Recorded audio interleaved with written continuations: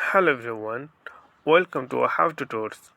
And in this video, I'm gonna share with you how you can get two Messenger in your smartphone.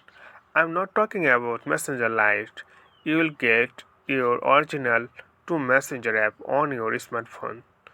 So this is really a gonna short tutorial for you.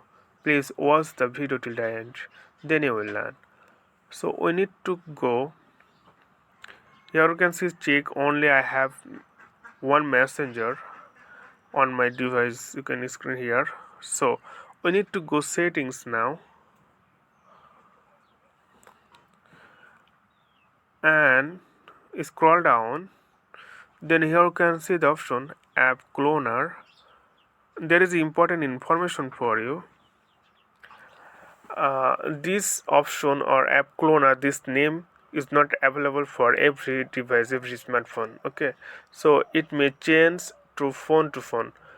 For example, in Samsung, you can see the name Dual Messenger, and a Redmi and other phone, Samsung other phone. You can see the option like duplicate app, duplicate messenger, so app cloner, something like that.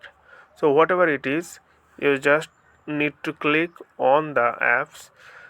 Then you can see that option messenger, it's off, so click on messenger, and by default it's off.